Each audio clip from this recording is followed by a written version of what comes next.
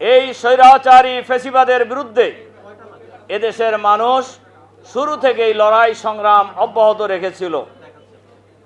এই লড়াই সংগ্রামের পর গত জুলাই এবং আগস্টের প্রথম দিকে বৈষম্য বিরোধী ছাত্র আন্দোলনের ব্যানারে যে কোটা বিরোধী আন্দোলন শুরু হয়েছিল, সেই কোটা বিরোধী আন্দোলন, বৈষম্য বিরোধী ছাত্র আন্দোলনের ব্যানারে এমন গণ আন্দোলন শুরু হয়েছিল, সেই আন্দোলনের শেষ পর্যায়ে এসে শুধু ছাত্রদের আন্দোলন ছিল না, এটা ছিল আইনজীবীদের আন্দোলন, এটা ছিল কৃষকদের আন্দোলন, এটা ছিল রাজনীতিবিদদের আন্দোলন, এটা ছিল রিক্সাওয়ালাদের আন্দোলন, এটা ছিল মায়েদের আন্দোলন, এটা ছিল বাপেদের আন্দোলন, এটা ছিল ছাত্রদের আন্দোলন, এটা ছাত্রীদের আন্দোলন। এক কথা, এটা ছিল গণ আন্দোলন। যে গণ আন্দোলনের মধ্য দিয়ে গত 5ই আগস্ট 15.5 বছরের ফ্যাসিবাদী শাসনের অবসান হয়েছে। এই ফ্যাসিবাদের শাসনের যিনি প্রবক্তা, স্বৈরাচারিণী ফ্যাসিবাদী হাসিনা সরকার শুধু পদত্যাগ করেন নাই, দেশ থেকে পালিয়ে যেতে বাধ্য হয়েছেন। অথচ তিনি কয়েকদিন আগেই বলেছিলেন ব্যাংসায় যে হাসিনা পালায় না। পালাইছে না? দাম্ভিকতা কোনো জিনিসকেই, দাম্ভিকতাকে আল্লাহ তাআলা পছন্দ করেন না। একসময় আপনারা শুনেছেন একজন পুলিশ কর্মকর্তা, উনি বলছিলেন, টেলিভিশনে এসে বলছিলেন, জামাত শিবিরকে মাটির নিচ থেকে হইলেও খুঁজে বের করবেন উনি। উনি এখন কোথায়? উনি এখন কোথায়? মানুষের সামনে আসার ক্ষমতা তার আছে? আগেই পালাইছে, শেখ হাসিনার আগেই পালাইছে। আমরা তখন জেলে, আপনার ওটা কয় তারিখে ছিল যেন সমাবেশ হলো যে শাপলা চত্বরে জামাতের, 28 তারিখে, 28শে অক্টোবর।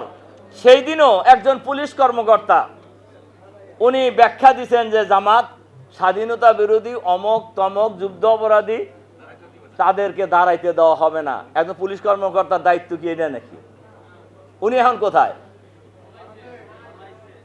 উনি এখন নাই, উনি পালাইছেন, হয় ভারতে গেছেন অথবা অন্য কারোর আশ্রয়ে আছেন।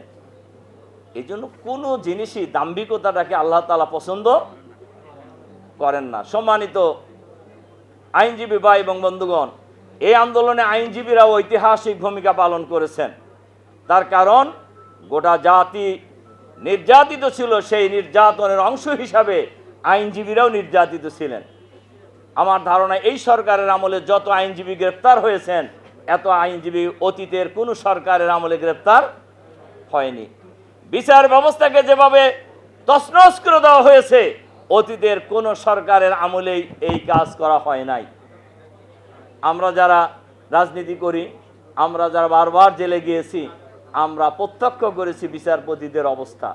আইনজীবীরা ফাইট করার চেষ্টা করেছেন, আবার এক শ্রেণীর আইনজীবী এই ফ্যাসিবাদকে সহযোগিতা করেছেন। এরকম ছিল। এই ফ্যাসিবাদ প্রতিষ্ঠার জন্য ফ্যাসিবাদের প্রতিষ্ঠাতা তদানীন্তন ডামি প্রধানমন্ত্রী শেখ হাসিনা, কিন্তু এই ফ্যাসিবাদকে প্রতিষ্ঠার ক্ষেত্রে যিনি রাস্তা উন্মুক্ত করে দিয়েছেন, তিনি সুপ্রিম কোর্টের একজন বিচারপতি। তিনি যদি কেয়ারটেকার সরকারের এই বিল বাতিল না করতেন, তাহলে শেখ হাসিনার পক্ষে একবারের বেশি ক্ষমতায় থাকা সম্ভব হতো না। তাহলে যদি হাসিনা পালায় যায়, তাহলে তারও কিছু শাস্তি হওয়া উচিত। কি বলেন আপনারা? তার শাস্তি হওয়া উচিত না? যার এই এক খোসার কারণে এই কেয়ারটেকার বিল অনেক রক্তের বিনিময়ে সংবিধানে সংযোজন করা হয়েছিল, সেই এক খোসার বিনিময়ে কেয়ারটেকার সরকার ব্যবস্থাকে বাতিল করার কারণেই দলীয় সরকারের অধীনে নির্বাচন যেভাবে হয়েছে, কোনো নির্বাচনী মানুষ ভোট দেওয়ার কোনো সুযোগ পায় না। ফ্যাসিবাদের পতন হয়েছে গণ অভ্যুত্থানের মাধ্যমে, অন্তর্বর্তীকালীন সরকার প্রতিষ্ঠা হয়েছে। আমরা এই বাংলাদেশকে একটি সুন্দর বাংলাদেশ হিসেবে গড়ে তুলতে চাই, একটি সমৃদ্ধ বাংলাদেশ হিসেবে গড়ে তুলতে চাই, সন্ত্রাস মুক্ত বাংলাদেশ হিসেবে গড়ে তুলতে চাই, দুর্নীতি মুক্ত বাংলাদেশ আমরা গড়ে তুলতে চাই। আমরা একটি আধুনিক কল্যাণ রাষ্ট্র গড়ে তুলতে চাই। বাংলাদেশের মানুষকে যে বৈষম্য বিরোধী আন্দোলন হয়েছে, এই বৈষম্য থেকে মুক্ত করতে হলে কালোদয়ী আদর্শ, বিশ্বজয়ী আদর্শ, ইসলামী আদর্শের ভিত্তিতেই একটি সমাজ ব্যবস্থা প্রতিষ্ঠা করলেই কেবল বৈষম্য দূর করা যাবে সকল জায়গা থেকে, আদারওয়াইজ সম্ভব নয়।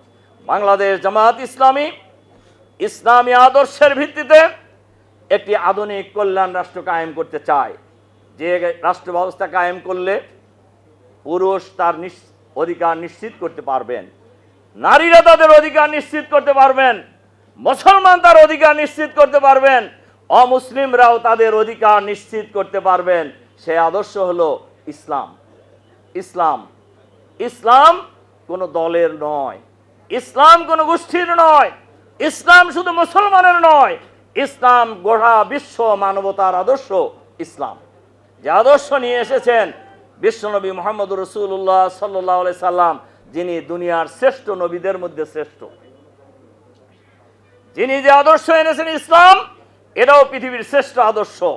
এই আদর্শ যে কেতাবে নাজিল করা হয়েছে আল কোরআন, এটা পৃথিবীর শ্রেষ্ঠ কেতাব। সুতরাং আমাদের কাছে আছে শ্রেষ্ঠ কেতাব, আমাদের কাছে আছে শ্রেষ্ঠ নবী, আমাদের কাছে আছে শ্রেষ্ঠ নেতা, আমাদের কাছে আছে শ্রেষ্ঠ আদর্শ। এই আদর্শের ভিত্তিতে যদি একটি সমাজ ব্যবস্থা গড়ে তোলা যায়, তাহলে সেই সমাজ ব্যবস্থাই কেবল বৈষম্যহীন সমাজ ব্যবস্থা হতে পারে, সেই সমাজ ব্যবস্থাই কেবল দুর্নীতিমুক্ত সমাজ ব্যবস্থা হতে পারে।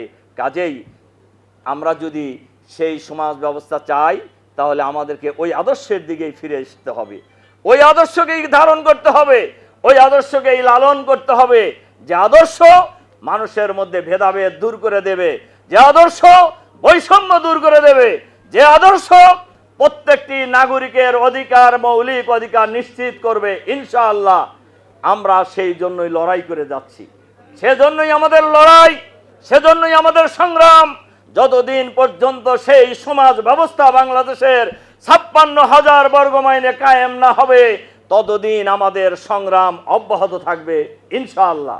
ইনশাআল্লাহ আসুন আমরা সেই সংগ্রামে সবাইকে ঐক্যবদ্ধ হওয়ার আহ্বান জানিয়ে, আর যেন কোনো ফেসিবাদ এই দেশে মাথাচাড়া দিয়ে উঠতে না পারে। ফেসিবাদের প্রেতাত্মা যত জায়গায় থাকুন না কেন, আর মাথাচাড়া দেওয়ার চেষ্টা করবেন না। এজন্যই বলি, আপনাদের হাতে যখন সব কিছুই ছিল তখনই পালিয়ে গিয়েছেন। এখন মনে রাখবেন, নড়াচড়া যত করবেন ততই বিপদে পড়বেন। কাজেই কোনো ফেসিবাদের প্রেতাত্মা যদি মনে করে থাকেন অন্তর্বর্তীকালীন সরকারের ঘাড়ে চড়ে আবার কোনো কিছু করবেন, তাহলে বোকা স্বর্গে আছেন। কাজেই আমরা আশা করব বর্তমান অন্তর্বর্তীকালীন সরকার সে ব্যাপারে নজর রাখবেন এবং দেশটাকে আগামী দিনে একটি সমৃদ্ধ দেশ হিসেবে গড়ে তুলে আগামী দিনে অতি দ্রুততম সময়ের মধ্যে আপনারা যে সংস্কারের কাজ হাতে নিয়েছেন তা করেন। তবে এটা বেশি দিন সময় নেওয়ার কোনো সুযোগ নেই। নির্বাচিত সরকারের হাতে আপনাদেরকে ক্ষমতা হস্তান্তর করতে হবে। এই আহ্বান জানিয়ে আপনাদের প্রতি আবারও আন্তরিক সালাম এবং মোবারকবাদ জানিয়ে আমার কথা শেষ করছি। আল্লাহ হাফেজ। আসসালামু আলাইকুম ওয়া রাহমাতুল্লাহি ওয়া বারাকাতুহু।